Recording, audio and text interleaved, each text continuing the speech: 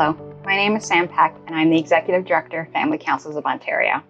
Welcome to our 2020-21 Year at a Glance video. As Family Councils of Ontario, we work with communities all across the province and on lands that have been walked by Indigenous peoples for centuries. As the first peoples of this province, Indigenous peoples and communities have cared for these lands on which we live, work, and play. Settlers are all treaty people on these lands, and we owe much to Indigenous peoples. We thank them for continuing to care for these lands. Our team is in the business of helping caregivers connect with each other and find ways to make changes within their long-term care community to create better places to live, work, and care. And it has been an honor to work with all of you over this past year. Of course, this past year has been unlike any other. The focus of the past year has been the COVID-19 pandemic and its devastating impacts on the long-term care system. It meant that family council work changed rapidly as Ontarians were asked to stay home and avoid any unnecessary travel. Long-term care homes closed to caregivers and visitors to try to keep residents safe from infection. We all had to transition to online-only communications and meetings. We know that caregivers have been severely impacted by the isolation and separation from loved ones, and we did our best to step in to help. That's not to say it's been easy. Like many organizations and people we work with, we quickly closed our physical office and transitioned to 100% remote work in order to keep ourselves and our families safe. We didn't expect this to last so long, but we adapted quickly and will continue to provide high-quality service to this day. Over 1 year later, and we're busier than ever with higher call and email volumes. Our team, our small but mighty team of 4 people, have been busier than ever, quickly creating and adapting new programs and resources to help caregivers and family councils navigate the crisis. We ramped up our communications to inform, educate, and support caregivers, first with daily newsletters and then twice weekly as the situation evolved. Once the government began to release the names of long-term care homes with active outbreaks, we were able to share these new details effectively with our service users across the province. Then, based on the issues we were hearing from caregivers about communication with their long-term care homes, we created resources with helpful tools and best practices for homes to use to create meaningful interactions and materials targeted to support families and councils. We implemented weekly and monthly forums to provide both updates and a platform for peer support. We developed toolkits on virtual visits and council meetings to help homes, caregivers, and councils continue to convene and support each other. One of the brightest highlights of this past year has been the success of the Expressive Writing Workshop run in collaboration with the Toronto Writers Collective. These workshops provide an opportunity for people to gather and engage in writing that helps process experience and give voice to emotions.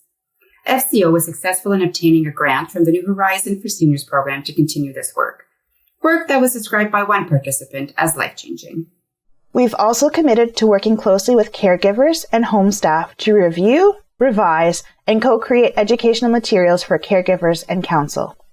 This year, as co-chair of the Resource Development and Advisory Committee, I've had the pleasure of working with a small team to improve the tools we publish to help councils improve their work. In 2021, I'm also excited to focus on the launch of new e-learning modules that will further help council members improve their knowledge and skills.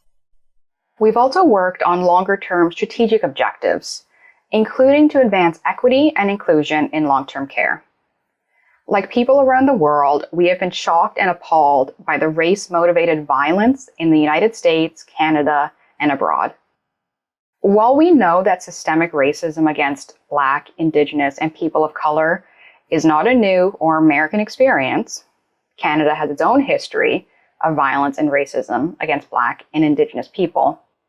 As an organization, we hadn't identified our role in combating the impacts of white supremacy, colonialism, and other forms of oppression. But we have now started our journey, and I'm proud to say that my colleague Tiffany leads our Diversity, Inclusion, and Equitable Representation Advisory Committee.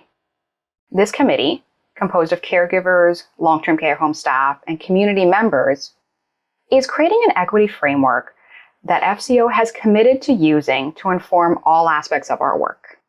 And I stand 100% behind this important work. Above all, I am grateful for the people I get to work with, connect with, and learn from.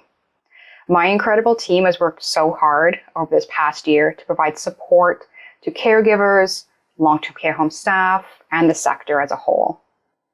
Tiffany Fearon, Client Services and Communications Manager, has faced the pandemic with grace, compassion, and deep empathy. Like you, I know I can count on her to be a sounding board and source of support. Natasha Dupuis, Bilingual Outreach Manager, has reacted to the crisis with her characteristic desire to help and a great sense of humor.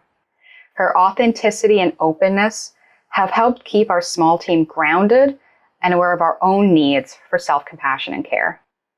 Kathleen Edwards, Education Manager, had only been with FCO for about 2 months before we closed our office and transitioned to entirely remote work. And she jumped in with both feet. She's created amazing resources to help families and has been a source of positivity and support for our team. Finally, I am so appreciative of the families who have shared their stories, ideas, and thoughts with me. We can't do our work without you. Your heartbreak, your frustrations, successes, and your joys have informed all aspects of our work. From the materials we create, to the events we host, and to the advice we give to government. We just can't do this without you. We can't predict what the next year will bring, but I can tell you that we believe in the resiliency, the creativity, and the strength of caregivers and long-term care home staff. And I know that together we'll make a difference in the lives of people who live, work, and care in our long-term care homes.